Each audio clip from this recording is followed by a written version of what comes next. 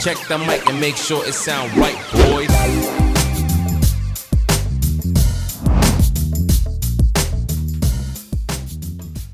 Hola, ¿cómo están?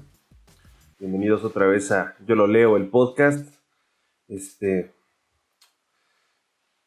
ha vuelto una especie de ejercicio como para aguantar y no desanimarme. Porque soy una persona que se desanima muy fácil, entonces continuar haciéndolo es como un ejercicio para vencer esa parte de mí que dice no, ya no, no, ya no. Y pues, hoy nos vamos a ir un poquito más rápido porque me siento malito. Muchas gracias por las suscripciones, nada más que te los pido, si les gusta esta mamada, suscríbanse porfa. Suscríbanse porque me hace falta. Me ayudará mucho.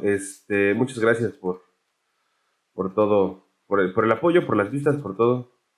Se los agradezco muchísimo. Y pues, nada, comenten, no sé, algo. ¿Qué les pareció el video pasado? ¿Les está gustando? ¿Qué no les gusta el formato? ¿Qué les gusta el formato? Sugiéranme lecturas para el próximo, para los próximos videos, porque pues a mí luego se me acaban las ideas. Y pues hoy vamos a trabajar vamos a trabajar. Hoy vamos a hablar de un artículo científico, como dijimos la vez pasada. Sí es la publicación de una investigación, de un trabajo que se hizo de investigación. Se llama Efectos secundarios e infección por SARS-CoV-2 después de la vacunación en usuarios de la aplicación Estudio de Síntomas de COVID, así se llama la aplicación, en el Reino Unido, un estudio observacional prospectivo. Es un artículo publicado en línea por la revista Lancet Infectious Diseases. Se publicó el 27 de abril de 2021, es pues, reciente, es un texto de este año, aunque pues, la información de COVID cambia muy rápido. Esto, si bien la semana pasada hablamos de por qué nos daban los efectos secundarios, aquí vamos a ver si nos da, o sea, cómo se comporta la población en general. O sea, cuál es el comportamiento de la gente que recibe vacuna. En este artículo participaron alrededor de 30 investigadores. O sea, es un artículo que tomó mucho trabajo, principalmente de la King's College of London. Los autores principales son de esta. Cuando es un artículo tan grande se maneja lo que se llama autor de correspondencia, que es la persona a la que tú puedes escribirle para, si tienes dudas sobre su artículo, si tienes un trabajo que se complemente si su investigación tú intentas replicarla y algo no sale, tú te diriges con ella. O sea, la ciencia trabaja así. Todo lo que hagas tiene que ser replicable. Si no es replicable, pues no funciona. O sea, si no es replicable significa que solo tú utilizas resultados por alguna razón muy extraña. Y si es replicable, quiere decir que todo el mundo lo hace y va a obtener los resultados similares, por lo menos. En este caso, la autora de correspondencia es la doctora Cristina Meni, que es del Departamento de Investigación de Gemelos y Genética Epidemiológica. El artículo nos suministra todos los datos de contacto. Y pues también trabajaron investigadores de la University College of London, de Harvard, de Cambridge y de la University of Nottingham. Los artículos científicos se dividen. Bueno, lo primero que traen es el nombre, después traen una especie de hashtags, que son las keywords o las palabras clave. Quiere decir que, pues, si tú estás interesado, son los temas, son hashtags, son hashtags de los temas que aborda el artículo o de los temas con los que está relacionado. Entonces, si tú lees eso y estás interesado en alguno de esos temas, sabes que ese artículo tiene que ver con lo que tú estás trabajando. Realmente los artículos científicos se leen porque tú estás trabajando en algo similar. No siempre es por mera curiosidad, sino porque estás buscando esa información en concreto. La presencia o no de estas keywords son según la revista en la que publiques.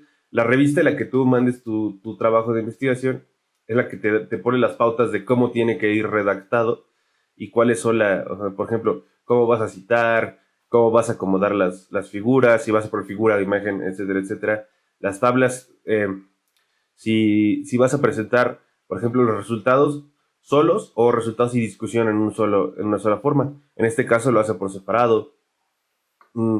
¿Qué tan largo tiene que ser el abstract? O sea, el resumen. Y pues, en este caso, no incluye keywords, pero en muchos casos sí incluyen. Creo que también ya está un poco en desuso las keywords. Ya tiene un rato que no hago un artículo con keywords. Y pues bueno, este empieza con un resumen, pero es un resumen bastante amplio. Bastante amplio, pero pues nos da toda la información que se necesita saber. Pues en su resumen empieza dando, pues, como los antecedentes. Ya ven que el artículo anterior empezó un poco dando una introducción, después desarrollando el tema. Este sí lo tiene muy marcado, que son, pues bueno, vamos a empezar rápido con cómo se divide un artículo. Generalmente viene primero la introducción, que es donde el autor pone todo en contexto, donde pone toda la información previa que hay, donde pone la problemática a desarrollar y sobre todo donde pone el objetivo. Después sigue la metodología, ok, quiero hacer esto, ¿cómo lo voy a hacer? El objetivo es, ¿para qué lo voy a hacer? La introducción pues es también un poco justificar el por qué es necesario. Después ya tu objetivo, también les digo, depende de la revista. Hay quienes te lo piden que lo coloques dentro de la introducción o por separado. Después sigue la metodología, que es cómo voy a hacer, cómo voy a llegar a ese objetivo. Todos los pasos, todos tienen que ir muy bien detallados, muy bien descritos sobre cómo lo hiciste. Este es de las partes más importantes de un artículo porque es, si alguien quiere replicarlo, se tiene que basar específicamente en eso que tú pusiste. Muchas veces hay autores que omiten ciertos pasos clave, pues no sé por qué, como que a propósito, pero si tú le escribes, oye, entonces que no me está saliendo, te dicen, es que te faltó echarle tantito de esto, ya con eso. Después sigue pues la presentación de los resultados. Ok, hice todo eso, obtuve esto. Les digo que muchas veces los resultados y la discusión vienen en una sola y muchas veces no. A mí no sé cómo me gusta más porque las dos cumplen como que su objetivo. Cuando vienen por separado, los resultados solo te presentan lo que se obtuvo y en la discusión se pone en contexto y se coteja con otros datos.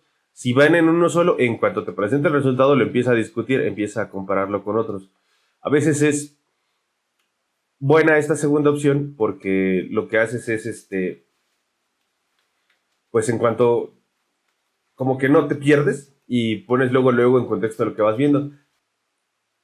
Cuando lo haces de otra forma, te permite pues revisar, ir de forma más detallada, más estructurada a lo que quieres, a lo que te lleva el texto.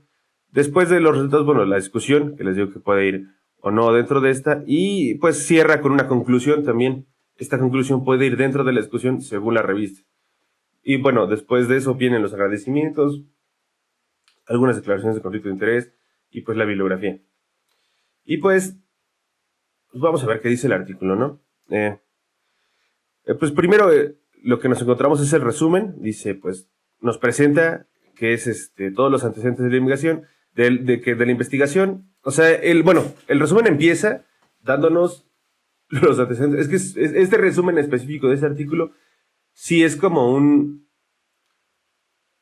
comprimido, un muy buen resumen, mejor dicho, de todo, porque hasta viene en orden. Nos resume primero los antecedentes, que es, dice que pues Pfizer y AstraZeneca muestran una gran eficacia en fase 3, y pues ellos quieren ver cómo les va con la eficacia y la seguridad de estas vacunas en el Reino Unido.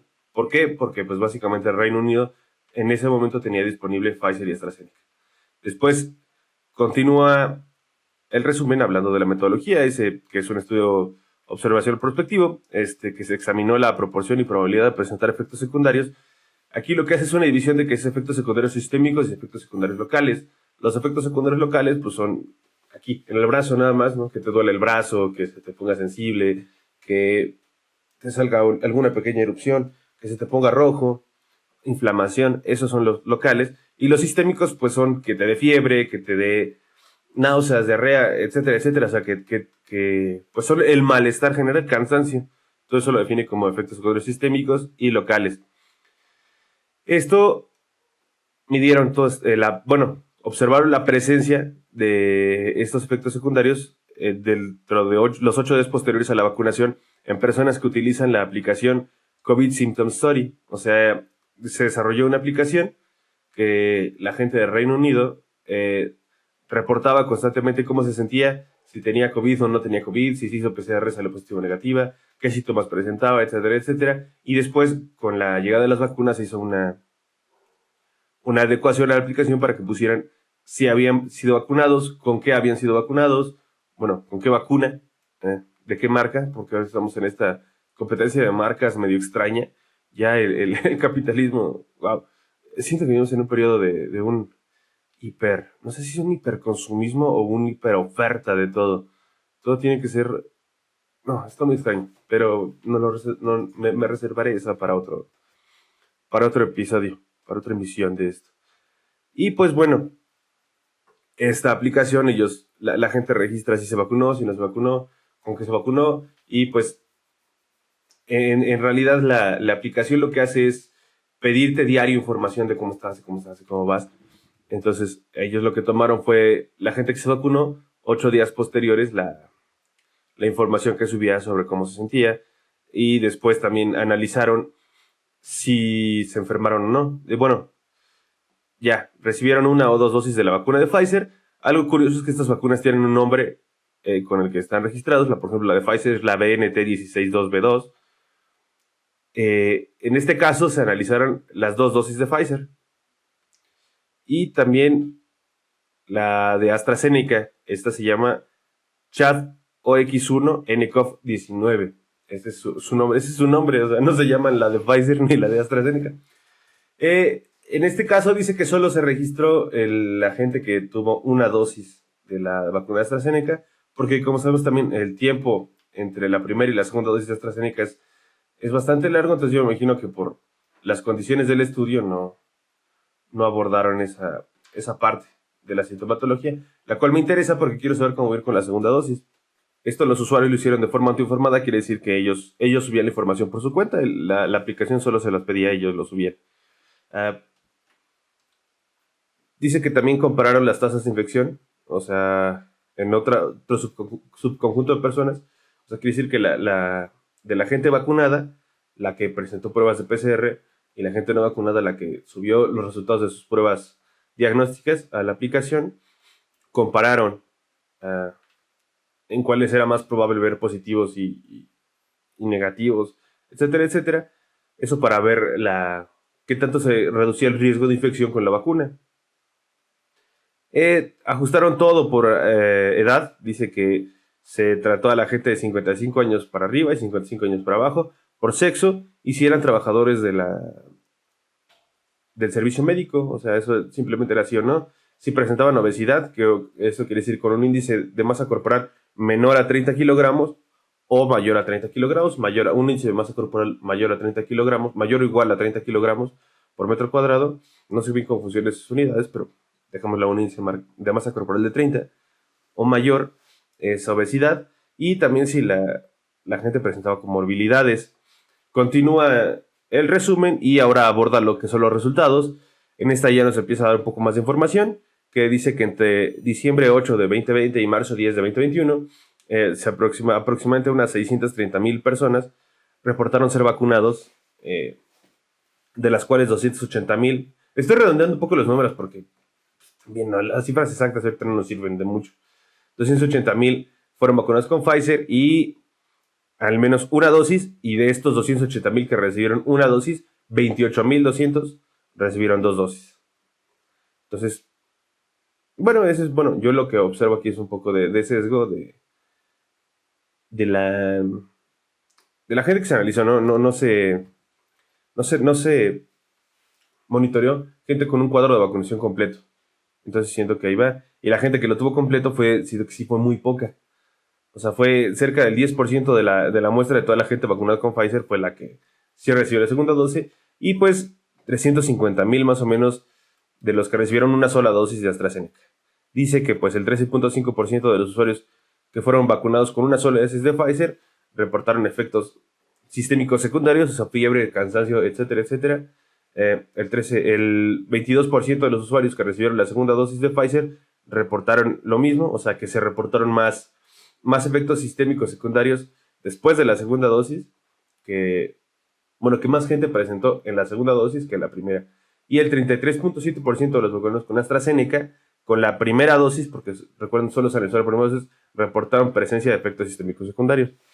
Eso, pues es consistente, o sea, eso nos dice rápido que la segunda dosis de Pfizer provoca más efectos secundarios, pero la primera dosis de AstraZeneca provoca más efectos secundarios todavía que la segunda dosis de Pfizer. Eso ya lo empezamos a ver rápido. Ahorita, como el resumen está tan amplio y nos dice casi todo lo que necesitamos saber del artículo, los datos duros los vamos a ver en el resumen y vamos a abordar las demás partes del texto, los vamos a abordar pues para describir cómo se elabora un texto, este tipo de textos, o cómo están hechos, mejor dicho, y vamos a ver si hay alguna minucia que valga la pena rescatar en estas partes, la vamos a tomar y la vamos a decir. Dice que también es el 71.9% de los 71.9% de los que reciben la primera dosis de Pfizer presentó efectos locales, o sea, que decir que le dolió su bracito, etcétera, etcétera. Ya quedamos que eso era nada más en el punto de inyección. 68.5% de los que recibieron la segunda dosis y 58.7% de los que fueron vacunados con AstraZeneca. Quiere decir que el brazo te duele más cuando te pican con Pfizer que con AstraZeneca. O sea, es más probable que te duele el brazo si te pican con Pfizer que con AstraZeneca. En cualquiera de las dos dosis. Dice que también los individuos vacunados fueron previamente diagnosticados. Dice que la gente que previo a la vacuna tuvo COVID, era muy probable que tuviera efectos secundarios de 1.6 y 2.9 veces más que los que no tuvieron COVID previo a la vacuna. O sea, 1.6 veces más los que fueron vacunados con Pfizer y 2.9 veces más los que fueron vacunados con AstraZeneca. O sea, sí aumentaba casi el triple la probabilidad de presentar efectos secundarios con estas vacunas si tuviste COVID antes. También dice que los que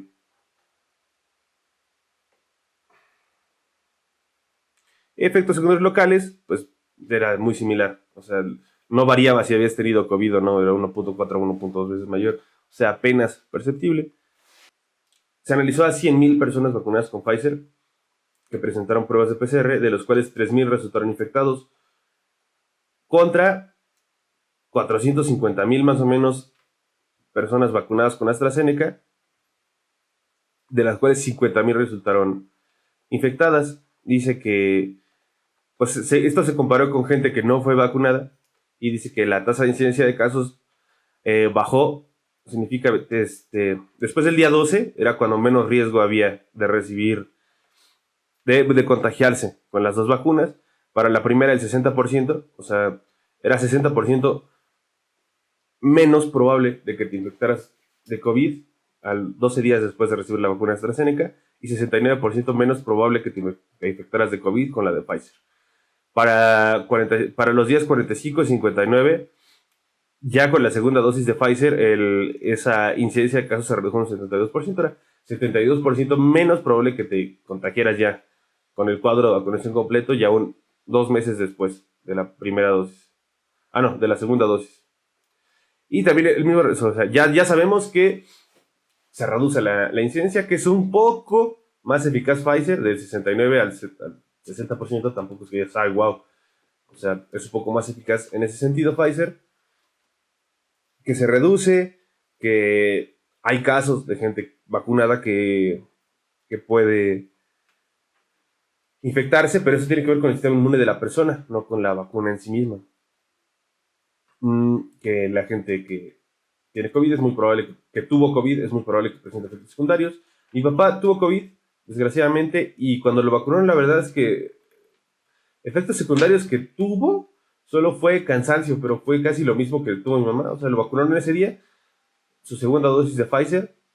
Y pues nada más sí, se cansó un ratito, pero mi mamá se cansó y se quedó dormido. Pero mi mamá, pues también lo mismo, pero no presentó más allá. También ellos son personas mayores de 55 años. También si recuerdan es, la gente mayor no presenta tantos síntomas a la vacuna. Eso ya lo vimos el porqué. Pero también aquí vamos a corroborar qué pasa con eso. Esa información no se presentó en el resumen. Entonces más adelante vamos a abordar qué onda con eso. Vamos a ver también si lo que decía el artículo anterior era cierto o no, de que era más probable que te dieran efectos secundarios si eras mujer y si eras joven. Y bueno, ya el resumen nos concluye solo que dice que ambas vacunas presentaron efectos secundarios en menor frecuencia. También compararon los datos con los ensayos clínicos de la fase 3 de estas vacunas. Dice que en menor frecuencia, o sea, que se esperaba, que fueron menos los casos de efectos secundarios en la comunidad de los que se esperaban, según los resultados de las pruebas de la fase 3. Ambas vacunas disminuyeron el riesgo de infección después de 12 días. Y básicamente, esto es todo lo que vamos a hablar de números, porque este es un artículo muy denso en números, porque se analizaron tantos datos, fueron tantas variables, fue tanto lo que se analizó, que la estadística es pesada, es muy pesada, pero también es lo más, ¿cómo les diré? Lo más vergas de este experimento fue la estadística que le metieron, el tratamiento que le dieron a los datos.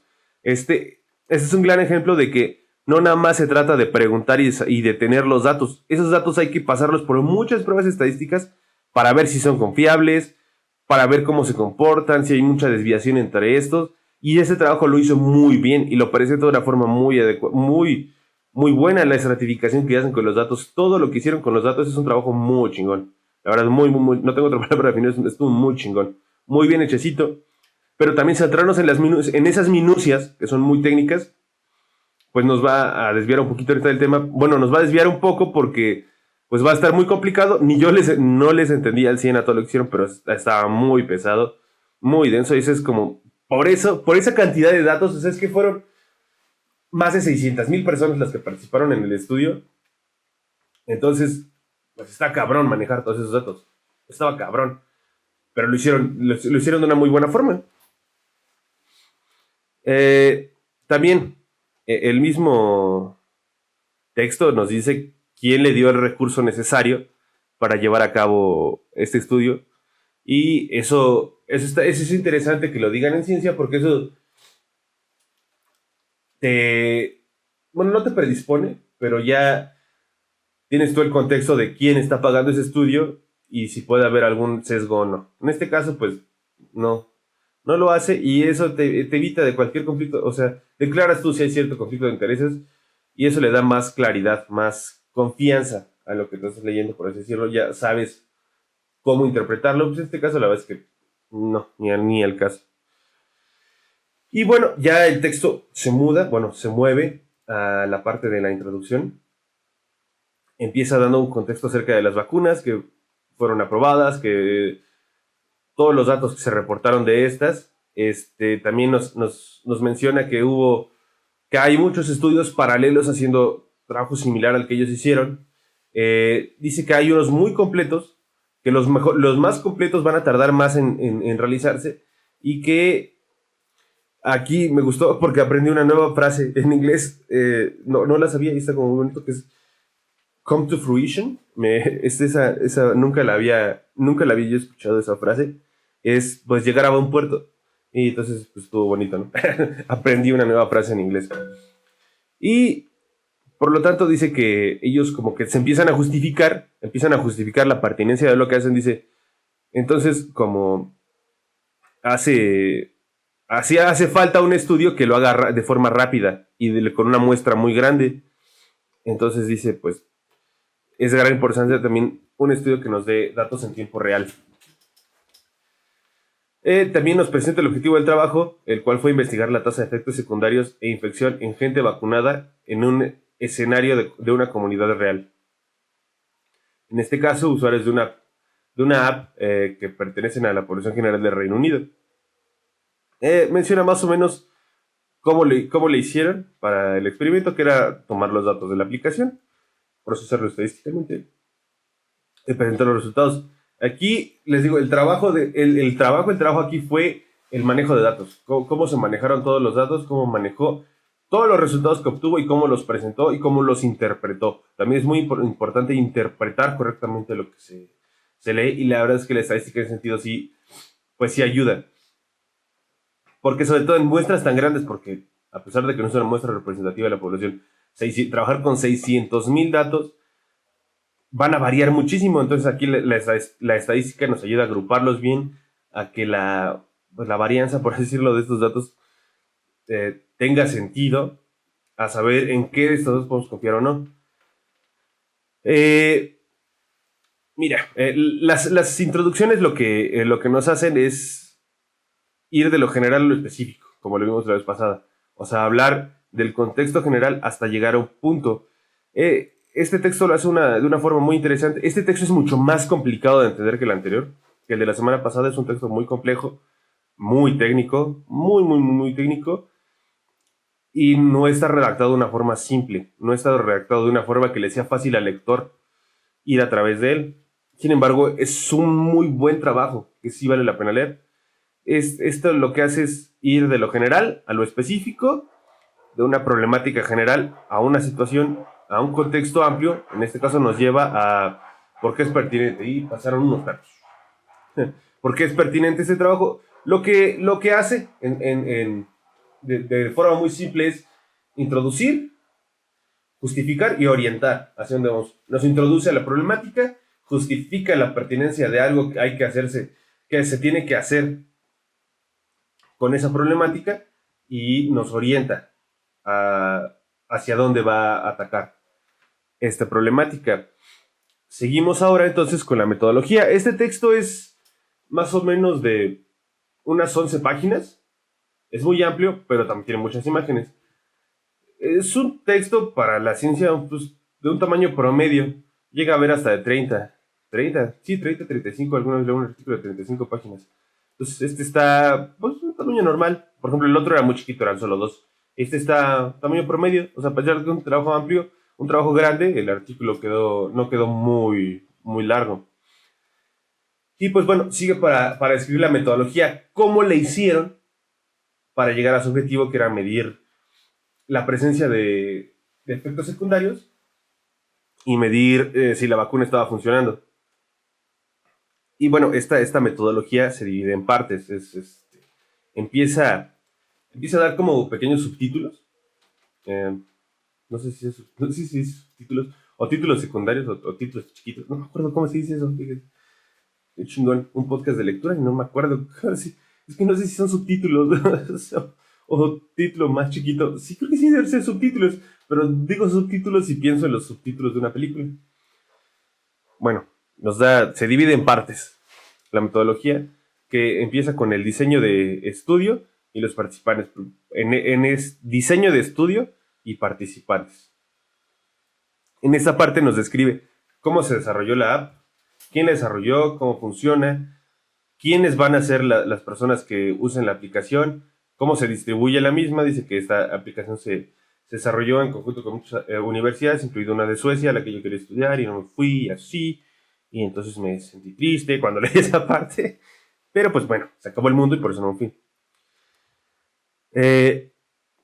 Dice que la aplicación pues es muy sencilla, es pues nada más meter tus datos en un teléfono. La información, ¿cómo se sube? ¿Qué información se sube? Que pues, te pide básicamente data, chalala, todos tus datos generales, tus biométricos, etcétera, etcétera. Tus geográficos, de dónde eres, tus demográficos, si trabajabas o no, etcétera, etcétera. Y esta aplicación se lanzó el 24 de marzo y se distribuyó con ayuda del gobierno del Reino Unido. 24 de marzo del 2020 es cuando empezó a circular esta aplicación. Y el estudio se hizo más o menos de enero a marzo, de diciembre de 2020 a marzo de 2021.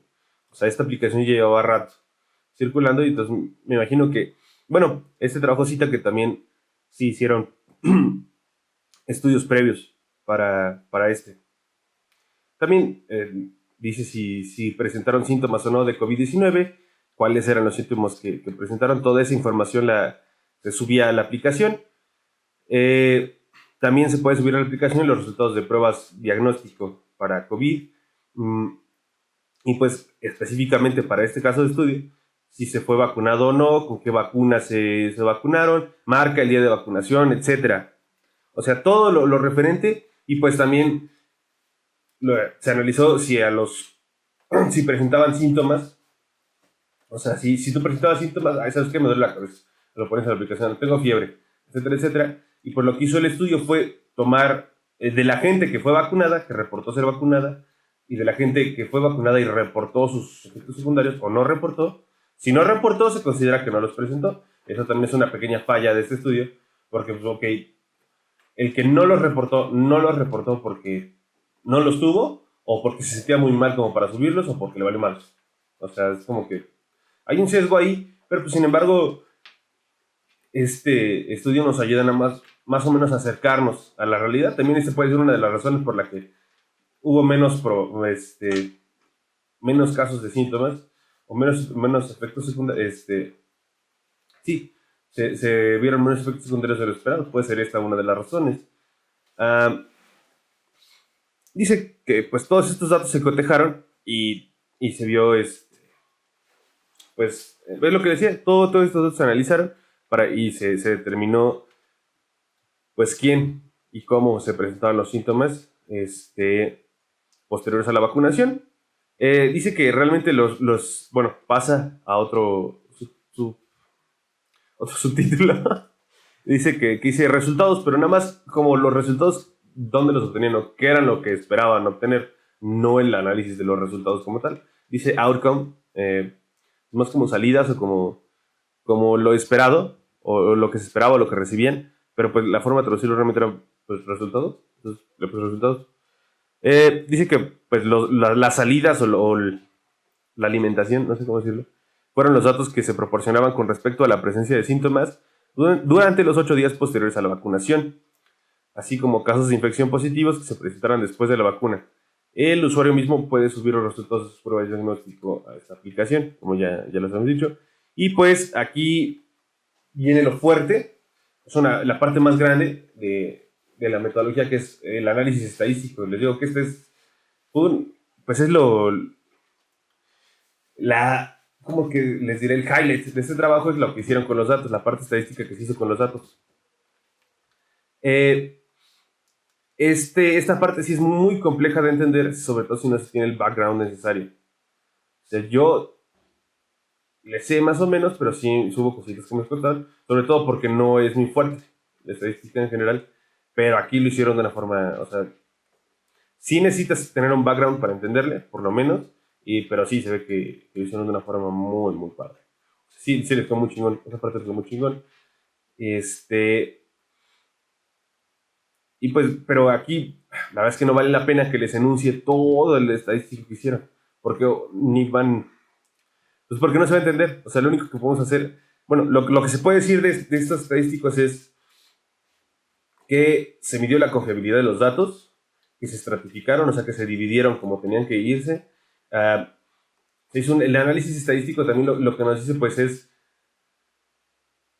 pues, los porcentajes, las probabilidades, todo eso de conocer cómo se comportan, y a través de conocer y de organizar esos datos, entenderlos. Se llama, pues todo ese tratamiento de los datos es para, a ver, ¿cuántos tuvieron síntomas? ¿Cuántos no tuvieron síntomas? ¿A qué pertenecían? ¿A qué vacuna? Etcétera, etcétera. O sea, sí era mucho, mucho trabajo. Y si estos presentaban comorbilidades, no presentaban comorbilidades, ¿tenía obesidad? No tenía obesidad. Todo esto se vuelven muchas variables que se tienen que analizar. ¿Eran hombres o mujeres? Etcétera, etcétera, etcétera. O sea, todo ese trabajo de organizar los datos, presentarlos y también analizar la confiabilidad que tienen estos, de ver qué tanto varían los datos en sí. O sea, sí es un pedo. O sea, me lo estoy imaginando ahorita de cómo le haría, como que hasta me abrumo un poco, pero aquí sí viene bien escrito cómo hacerlo. Y pues también nos dice que la compañía sigue a otra, a la próxima parte de esta metodología, que dice que cuál fue el rol de la fuente de los recursos. Así dice que pues la compañía que programó la aplicación lo hizo sin fines de lucro, y que la gente que dio el recurso para este estudio no se involucró de ninguna forma en el desarrollo del estudio. O sea, simplemente dio el dinero y ahí luego me dicen que salió. O sea, que no estuvo involucrada. Esto para descartar, obviamente, conflicto de intereses, como ya lo mencioné. Y ahora vamos a la parte de los resultados. Dice, bueno, se nos presentan todos los resultados obtenidos, ya de una forma ya como era mucha cantidad de datos y los factores eran muy grandes. Los describen uno por uno muy bien, muy detallado. Es lo que vimos al inicio, todos los datos que vimos al inicio, pero de una forma muy detallada. Los va llevando poco a poco, parte por parte. A ver, por sexo, a ver, ¿qué se presentaba por sexo? Se obtienen estos datos, la confiabilidad de estos datos es esta. También lo va desglosando mucho. Aquí, por ejemplo, vemos que el porcentaje de mujeres que presentó síntomas fue de un 61%. De los que presentaron síntomas, el 61.6% fue mujeres en la primera dosis de Pfizer y el 38.4% hombres. Para la segunda, 69% mujeres, 30% hombres. ¿Esto ya qué quiere decir? Corrobora más o menos lo que dijo el texto que leímos, que era más probable que si eras mujer presentaras síntomas. O sea, el doble de mujeres presentó síntomas que de hombres. Y para Pfizer fue un poco más similar. Digo, para AstraZeneca, el 57% mujeres y el 43% hombres. O sea, un poco hubo más incidencia de casos, pero también las mujeres lo presentaban más. Ya vimos por qué en el capítulo pasado. Aquí pondré la tarjetita, si es que me acuerdo. Del capítulo pasado, por si no lo vieron, por si les interesa. También nos habla de edades, era los datos de índice de masa corporal, los trabajadores de la salud, o sea, quiénes tuvieron COVID antes y cuáles eran los efectos secundarios más comunes. Por ejemplo, el 13.5 reportó que ninguno para la primera dosis de Pfizer. Para la segunda dosis de Pfizer, el 22% reportó que no tuvo ninguno. Y para la primera dosis de AstraZeneca, el 33.7% reportó que ninguno. Todos los restantes sí reportaron efectos secundarios. Con Pfizer, el mayor reportado en la primera dosis fue fatiga, después dolor de cabeza. Para la segunda dosis se mantuvo más o menos así. Lo que más se reportó fue fatiga y posterior dolor de cabeza. Para AstraZeneca fue al revés, se reportó más dolor de cabeza, después fatiga. Y pues en general se presentaron fatiga, dolor de cabeza, escalofríos, diarrea, fiebre, dolor en las articulaciones, dolor en los músculos, náuseas. Yo tuve todas esas. Bueno, no dolor de articulaciones no tuve. También en los efectos secundarios locales, el 71% reportó que no tuvo efectos secundarios locales para la primera dosis de Pfizer, el 68% para la segunda y el 58% para la primera de AstraZeneca. En general, lo que más se reportó fue que se ponía muy sensible. El 57% dijo que el lugar de la inyección se ponía sensible, la piel. Dolor, reportaron el 30% más o menos para las primeras dos en Pfizer y para AstraZeneca el 19.9%. Aquí lo que se aprecia en estos datos es que efectos secundarios locales se presentan más con Pfizer, menos en AstraZeneca, pero efectos secundarios sistémicos se presentan con AstraZeneca. Es mayor la incidencia de efectos secundarios con AstraZeneca sistémicos. Esto probablemente tenga que ver con cómo está construida la vacuna. Probablemente el promotor o algo que usen se expresa demasiado la proteína en nuestro sistema y por eso la reacción es tan fuerte con AstraZeneca, y en Pfizer se expresa a lo mejor de una menor cantidad la proteína y eso, no sé, yo creo a lo mejor tiene que ver. No encontré, por ejemplo, un estudio que me dijera por qué una sí, por qué una más y por qué otra menos, pero ya vimos por qué ocurre en el pasado video. Véanlo. Y también nos habla de reacciones alérgicas. Dice que sí fue muy poca, que fue, bueno, una especie de erupciones, que la piel te quemara, o hinchazón en la cara, de labios. Que, pues la verdad es que sí fue muy poca, el 0.2%, a lo mejor el 1% para que la piel quemara.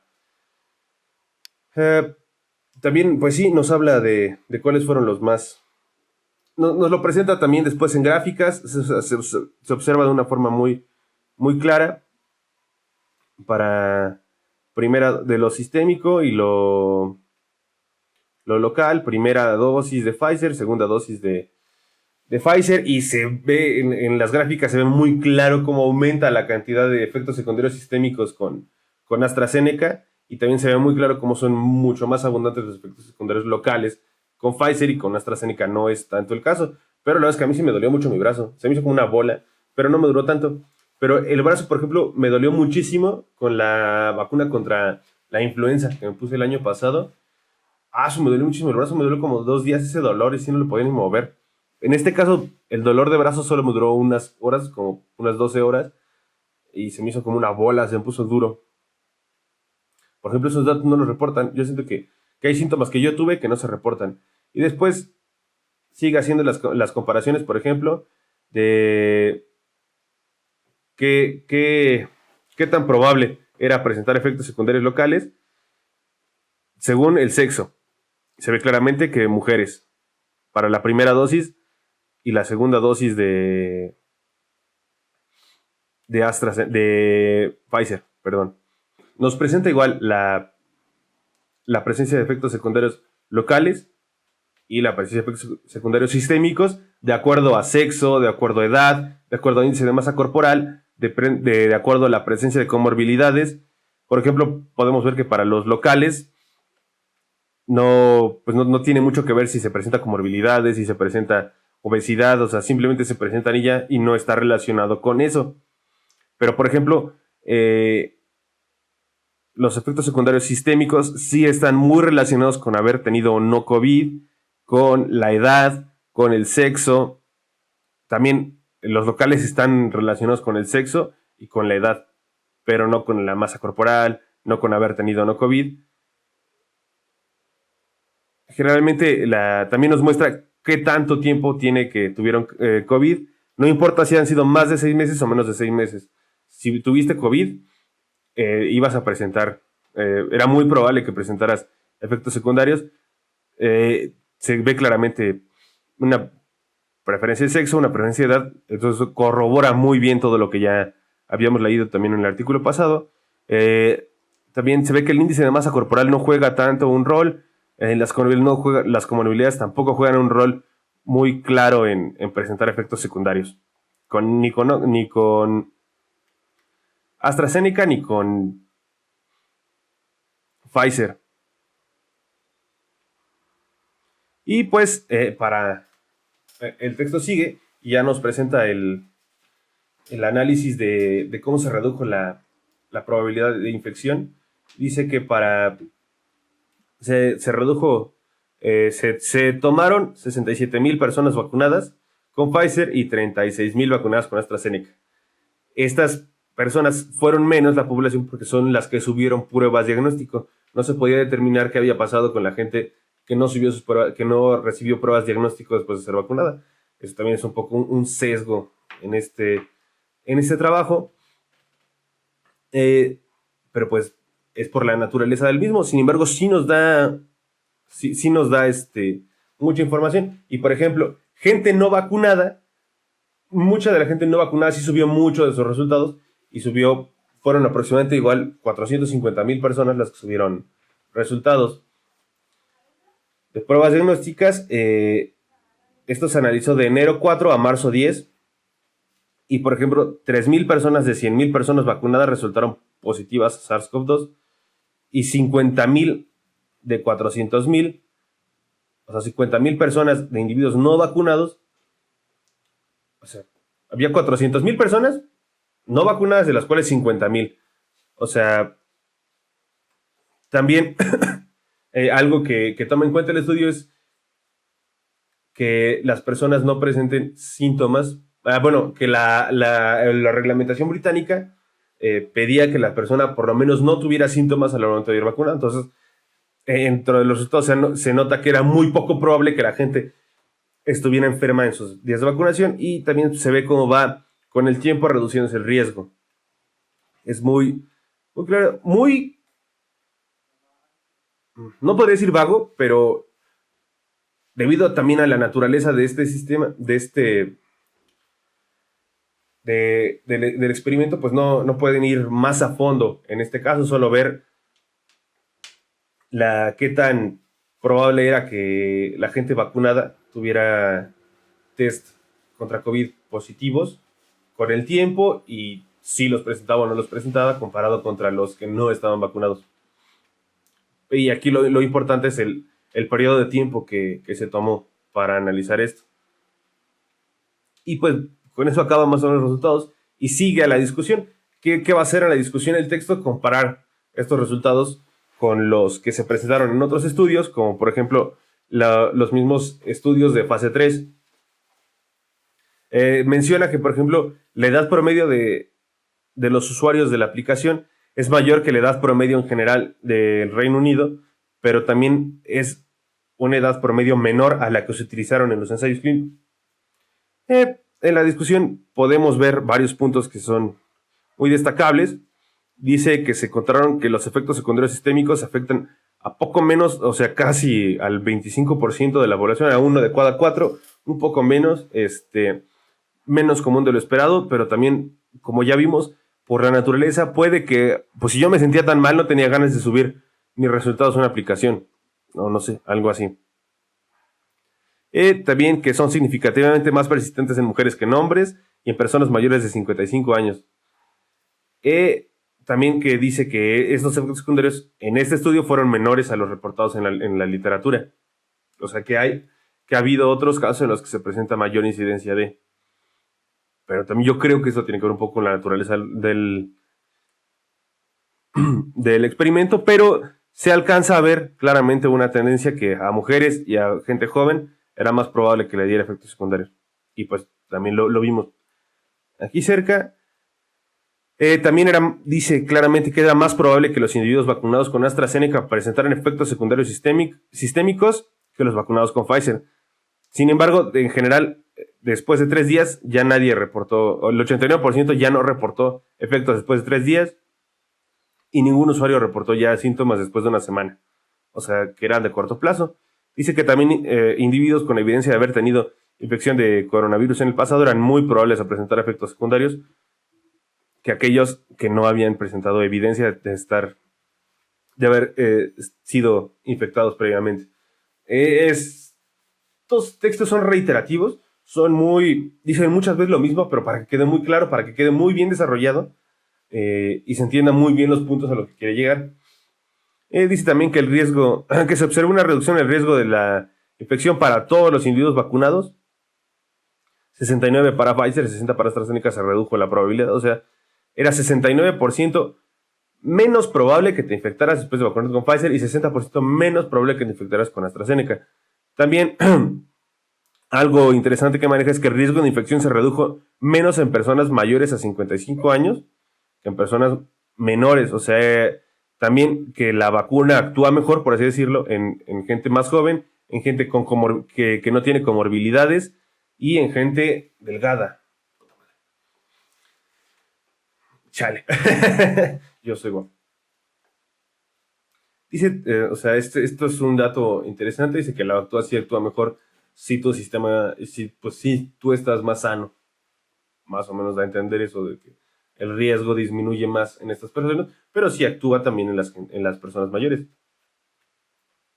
Dice que debido a la naturaleza que es muy observacional, o sea, ellos no manipulan nada más que los datos, no manipulan a la población, ellos solo observan lo que está pasando, observan y describen. Esta es la naturaleza de este experimento, observar y describir, y también observar un poquito de lejos porque es a través de una aplicación, a través de datos que se reciben. Pues este texto no puede hablar sobre que si la vacuna, qué tan efectiva es la vacuna, solamente pueden decir acerca de la reducción en el riesgo de contagiarse. Sin embargo, que lo que ellos observan en este sentido es muy ¿cómo le diré?, concordante con lo que se ha reportado en la literatura, sobre todo en los ensayos de fase 3. Y dice que ellos, con lo que observaron en este experimento, apoyan la decisión del gobierno británico de retrasar la segunda dosis a 12 semanas para maximizar que la mayor cantidad de gente reciba al menos una dosis. O sea, Esa es parte de los estudios que dicen que nos tenemos que esperar un chingo de tiempo a que nos den nuestra segunda dosis de AstraZeneca. Porque sé que sí es, o sea, sí funciona en el corto plazo, o sea te protege bien la primera dosis, las primeras 12 semanas, y te protege mejor después de 2 semanas. O sea, es contundente en ese sentido. Aunque también esta parte, hay muchos datos que no presenta el experimento. Como son tantos, generalmente lo que hacen es subir anexos, pero esos anexos están en la revista, no vienen dentro del artículo. O sea, tienes que buscarlos por separado. Entonces, esa información que, por ejemplo, yo no revisé. Aquí les están dando como una conclusión, pero te dicen, esto lo puse en los anexos. Recalca y reconoce las fortalezas. Este estudio que el tamaño de muestra es muy amplio, que los datos, que puede tener datos acerca de gente de las pruebas diagnósticas, y que le permite comparar la interacción entre dos tipos de vacunas, Pfizer y AstraZeneca. Eso es algo como muy positivo, muy remarcable de este trabajo. Dice, así mismo él reconoce que tiene muchas limitantes, pues la información la dan los usuarios, puede haber mucho sesgo ahí, la personalidad y la parcialidad de la gente puede jugar un rol, aunque también ellos mismos denuncian que debido a estudios previos que se hicieron con esta misma aplicación, descartan un poco que esto ocurra. Sin embargo, sí es algo que se tiene que tener latente. O sea, por ejemplo, que la gente que utiliza esta aplicación es gente que está más interesada en la salud que la gente normal. O sea, que también, ¿cómo les diré? Que puede que esté dirigido, se haya hecho el estudio en un público específico, no en un público general. Y dice que el estudio recibe datos de hasta una semana después de recibir la vacuna, pero no puede descartar que si se presentan algún síntoma una semana después, no sea debido a la vacuna. Esto ya se me hizo un poco bueno, o sea, como curarse en salud, o sea, pero pues ya no tenía sentido. Y nos da la conclusión, dice que los efectos secundarios a corto plazo de ambas vacunas son moderados, en frecuencia leves, muy leves y de corta duración. Son mayormente reportados por gente joven y mujeres, gente previamente infectada. Los efectos secundarios también son sistémicos y locales, no duran más de 2 días, de 1 a 2 días después de la inyección, y que los datos reportados por este estudio pueden ser utilizados para informar a la población de la probabilidad de presentar efectos secundarios de acuerdo con la vacuna recibida, edad y sexo. Y que estos resultados también apoyan la disminución de riesgo después de 12 días. O sea, que los datos apoyan lo reportado en otros estudios, que dice que la disminución, después de 12 días de vacunarte, la protección es sustancial, incluso después de 3 semanas. Y con eso cierra el artículo. Nos fuimos un poquito más rápido esta vez, aunque no hicimos más o menos el tiempo de siempre. Era nada más ver cómo está este programa. Vamos a ver más que nada cómo estuvo estructurado un artículo, cómo se hizo este experimento, cómo podemos ver la veracidad y los pros y contras. Y bueno, pues no es el fin del texto, porque después nos pone los agradecimientos, quienes contribuyeron. Por ejemplo, hace un pequeño disclaimer de lo que se hizo con los datos que subió la gente, de qué se hizo con ellos, cómo se comparten, cómo se trabaja con eso, y pues las referencias. Y pues por hoy es todo. Muchas gracias por acompañarnos. Suscríbanse, por favor. Ojalá les haya gustado. Nos vemos. Bueno, sentí que no estuve tan fluido, pero es que tengo, no sé, como que estoy desvelado. Pero siento que sí abordamos lo más importante de este texto, que era pues básicamente ver cómo está estructurado el texto. La información es información ya muy común, entonces no hay tanto pedo en ese sentido.